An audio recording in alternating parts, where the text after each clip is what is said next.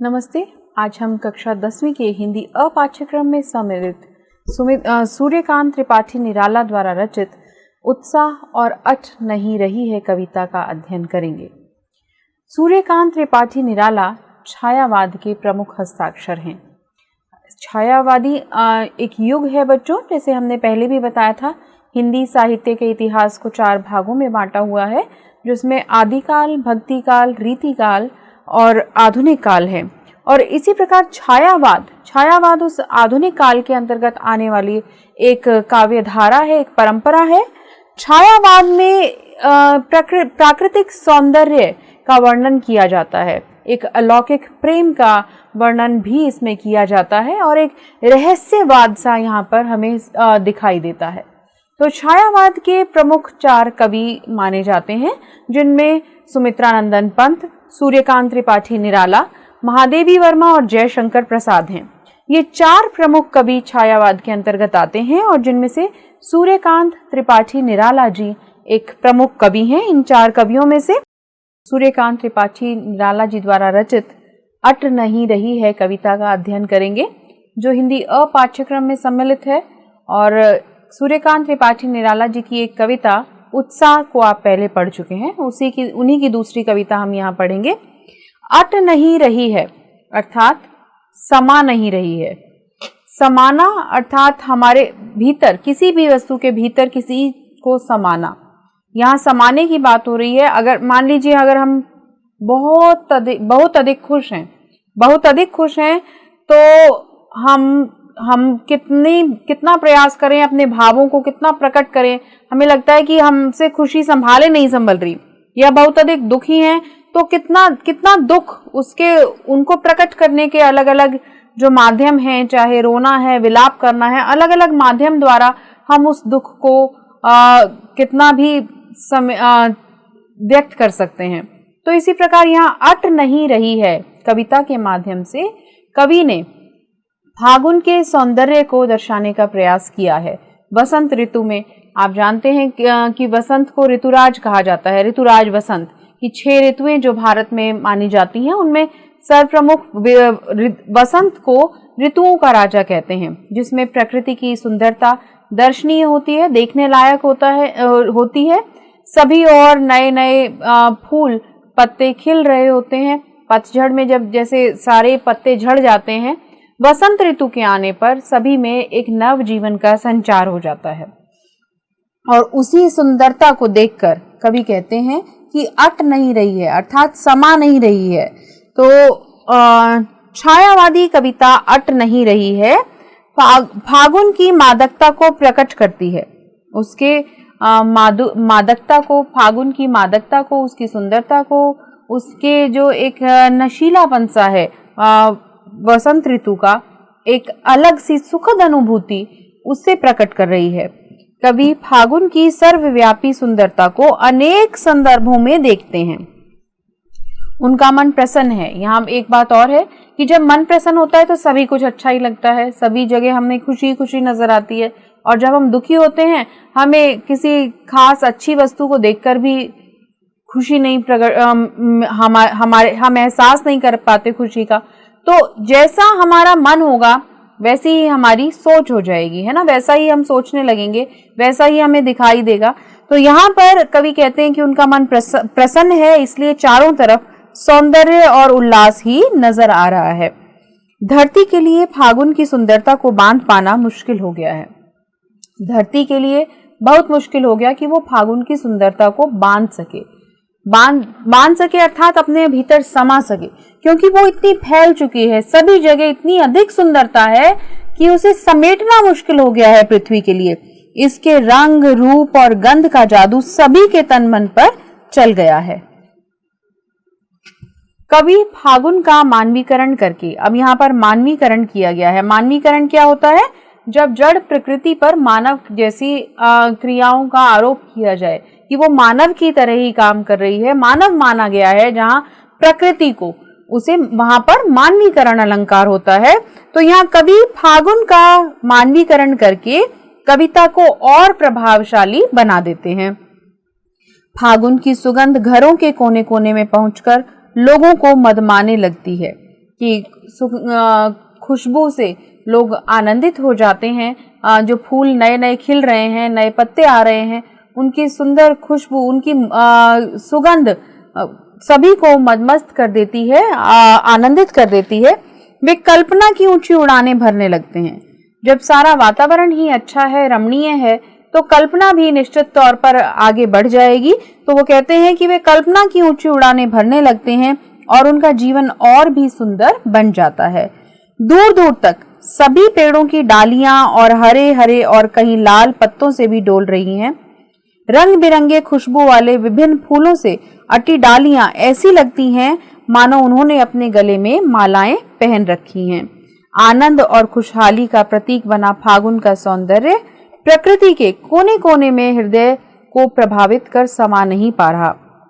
अब रंग बिरंगे खुशबू वाले जो पौधे हैं, उनकी पेड़ हैं, उनकी डालियां वो इस प्रकार एक दूसरे से अटी हुई हैं, लिपटी हुई हैं और ऐसा लग रहा है कि उन्होंने अपने गले में मालाएं पहन रखी हैं, फूलों की माला पहन रखी है और आनंद और खुशहाली का प्रतीक फागुन बन गया है और वो उसका सौंदर्य प्रकृति के कोने कोने में हर हृदय को प्रभावित कर रहा है, अर्थात सभी को आनंदित कर रहा है। आप देख रहे हैं चित्र में, और कविता जिस प्रकार से यहाँ पर दर्शाया गया है, वसंत ऋतु में नए फूल आ जाते हैं, नए पत्ते आते हैं और कितना सुंदर वातावरण यहाँ दर्शाया गया है। कविता आरंभ करते हैं, अट नहीं रही है, अट नहीं रही है, अट नहीं रही है अर्थात समा नहीं रही है। इतनी अधिक सुंदरता हो गई है कि पृथ्वी अपने भीतर उस सुंदरता को समा नहीं पा रही है। इतनी अधिक सुंदरता, इतनी प्रकृति में सौंदर्य इतना बढ़ चुका है। आभा फागुन की तनसट नहीं रही है। आभा अर्थात चमक, शोभा।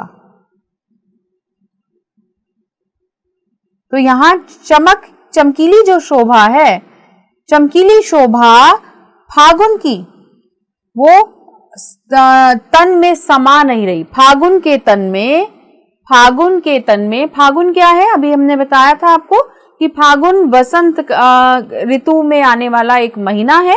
जो फागुन अगर अंग्रेजी हिसाब से कहें तो वो फरवरी के मिड में आता है, फरवरी के बीच से शुरू होता है। और अगर हिंदू पंचांग के अनुसार हम बात करें तो ये एक अंतिम महीना है, जो 12वां महीना हिंदू पंचांग के अनुसार, तो फागुन। और उसकी सुंदरता का वर्णन यहाँ पर कवि ने किया है। इस समय वातावरण ऐसा होता है कि ना तो अधिक सर्दी होती है, ना अधिक गर्मी होती है, तो ना ज्यादा सर्दी पड़ रही है, ना गर्मी है। तो वातावरण जो है, मौसम है, वो मिला जुला मौसम है, एक सुंदर एहसास करने वाला मौसम है। तो इस ऐसे वातावरण में सभी खुश हैं और नए नए पौधे वहां पर उग रहे हैं, नए पत्ते उग रहे हैं, नए फूल उग रहे हैं।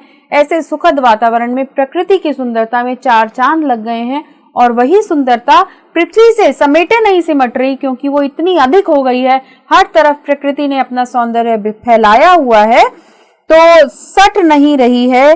कहीं सांस लेते हो, घर घर भर देते हो।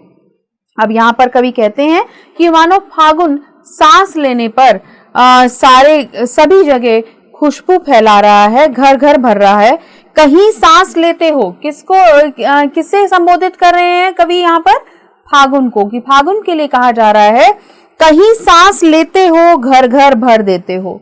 ऐसा लग रहा है कि फागुन के सांस लेने पर सुगंध सब जगह फैल रही है, सबके घरों में भी खुशबू आ रही है। उड़ने को नभ में तुम पर पर कर देते हो। उड़ने को नभ में अर्थात कल्पना करने के लिए, उड़ने को नभ में यहाँ पर अर्थ निकल रहा है कि कल्पना करने के लिए लोगों में एक चमत्कृत शक्ति का संचार हो जाता है। उड़ने को नभ में तुम पर पर कर देते हो, आंख हटाता हूं तो। अब कवि कहते हैं कि आंख हटाता हूं, यदि मैं तुमसे आंख हटाना भी चाहूं तो यानी कि प्रकृति को जो मैं एकटक निहार रहा हूं, उस निहारने को, उस देखने को यदि मैं हटाता हूं, आंख हटाता हूं तो हट नहीं रही है। अब यहाँ कवि कहते हैं कि प्रकृति की सुंदरता इतनी अधिक है, इतनी रमणीय है, इतनी मनमोहक है कि कवि यदि वहां से आंखें हटाना चाहते हैं, अपने मुंह को फेरना चाहते हैं उस सुंदरता से, तो वो फेर नहीं पा रहे, अपनी आंखों को हटा नहीं पा रहे, हट नहीं रही है कि आंखें एकटक उस प्राकृतिक सौंदर्य को निहार रही हैं। पत्तों से लदी डाल, पत्तों से जो डालियां लदी हुई हैं, पत्ते यहाँ पर दिखाए गए हैं, तो सभी डालियों पर नए पत्ते आ चुके हैं। पत्तों से लदी डाल कहीं हरी कहीं लाल, कि कहीं हरी है और कहीं लाल है, ऐसे सुंदर पत्ते, पेड़ पौधे, फूल यहाँ पर दिखाई दे रहे हैं। कहीं पड़ी है उर में मद गंध पुष्पमाल, कि इस प्रकार प्रतीत हो रहा है, उर मतलब हृदय, कि गले में हृदय भी है और गले के लिए यहाँ पर हम प्रयोग करेंगे। कहीं पड़ी है उर में मद गंध पुष्पमाल, की पुष्पों की माला, गंध पुष्पों की अर्थात लाल रंग के फूलों की माला के रूप में वो एक दूसरे के साथ जो टहनियां हैं, डालियां हैं, वो लिपटी हुई हैं और ऐसा प्रतीत हो रहा है कि उन्होंने फूलों की माला पहन रखी है। पाट पाट शोभा श्री पट नहीं रही है। पाट पाट अर्थात जगह जगह, जगह जगह जो शोभा है, जगह जगह जो सुंदरता है, वो पट नहीं रही है, समा नहीं रही है। इस प्रकार कवि कहते हैं कि यहाँ पर प्राकृतिक सौंदर्य में इतनी अत्यधिक वृद्धि हो चुकी है बसंत ऋतु के आगमन से, और फागुन का महीना है, तो प्रकृति अपने सौंदर्य की पराकाष्ठा पर है और सभी जगह इतना सुंदर रमणीय दृश्य उत्पन्न हो चुका है। शब्दार्थ देखिए, अट नहीं रही है अर्थात समा नहीं रही है, आभा अर्थात चमक, पर का अर्थ है पंख, पाट पाट खाली जगह को भरना, पाटना या जगह जगह, शोभाश्री सुंदरता से भरपूर, पट नहीं रही है अर्थात समा नहीं रही। व्याख्या भाग देखिए इसका। भारत में बारी बारी से 6 ऋतुएं आती हैं, जिनमें वसंत ऋतुराज कहलाता है। फागुन यानी फरवरी या मार्च के महीने में वसंत ऋतु का आगमन होता है। इस समय पुराने पत्ते झड़ जाते हैं और नए पत्ते आते हैं। रंग बिरंगे फूलों की बहार छा जाती है और उसकी सुगंध से सारा वातावरण महक उठता है। कवि ऐसे फागुन के महीने की अनुपम शोभा का वर्णन करते हुए कहते हैं कि इन दिनों प्रकृति का रूप सौंदर्य इतना मनमोहक होता है कि मन कल्पनाओं के पंख लगाकर सुदूर आकाश में उड़ने को बेचैन हो जाता है, कि मन उड़ जाना चाहता है उस कल्पना लोक में। वसंत की शोभा मानो फागुन के तन के में समा नहीं रही। अब वसंत की इतनी सुंदरता है, शोभा है, कि वो फागुन के तन में नहीं समा रही। रंग बिरंगे अनगिनत फूल अपनी सुगंध से सबको मुग्ध कर देते हैं। आम के पेड़ों पर बौर आने लगे हैं, अर्थात आम आने से पहले उस पर बौर लगते हैं, छोटे छोटे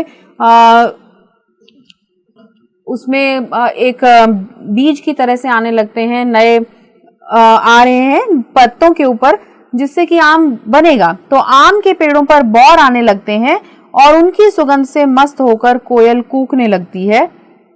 कवि को ऐसा प्रतीत होता है मानो फागुन के सांस लेने पर सब जगह सुगंध फैल जाती है। वो कहते हैं सांस लेने पर ऐसा लग रहा है कि सब जगह सुगंध फैल रही है, हर घर में सुगंध फैल रही है, पूरे वातावरण में सुगंध फैल रही है, और यही फागुन हमें कल्पना लोक में उड़ने के लिए विवश कर देता है।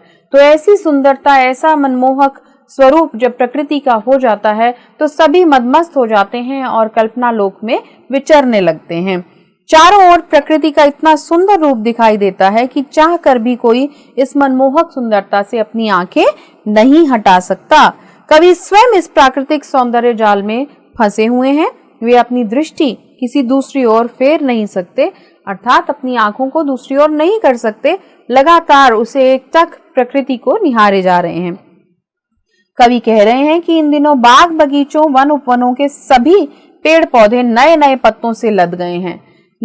कहीं ये पत्ते लाल रंग के हैं, कहीं हरे रंग के, और अनगिनत रंग बिरंगे फूलों से लदी डालियां ऐसी लग रही हैं मानो प्रकृति देवी ने अपने गले में रंग बिरंगे और सुगंधित फूलों की माला पहन रखी है।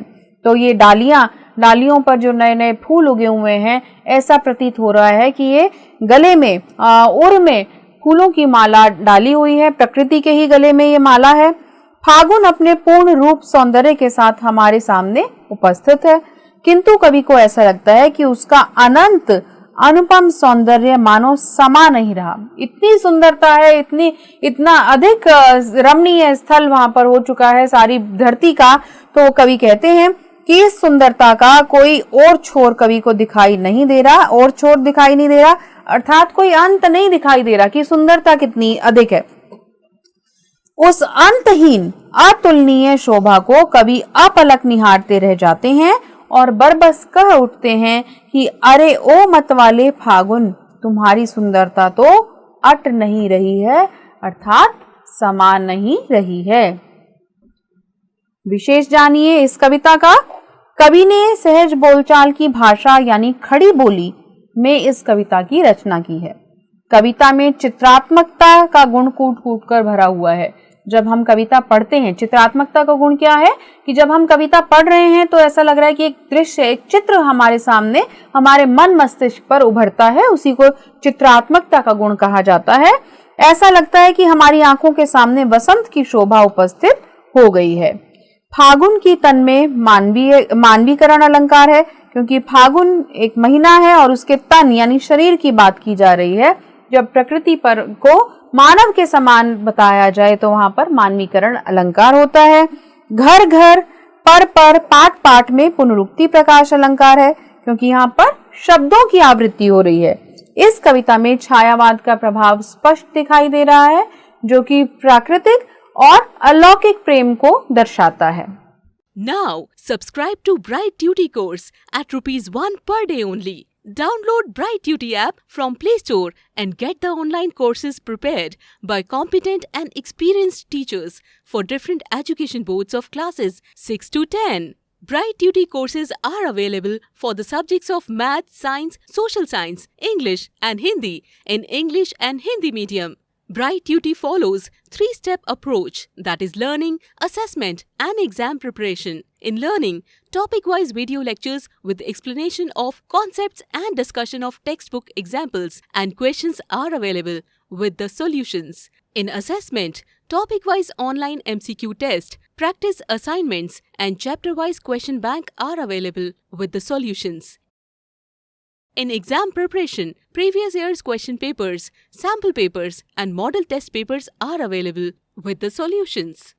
Sign up today on Bright Tutor and avail your courses at affordable prices.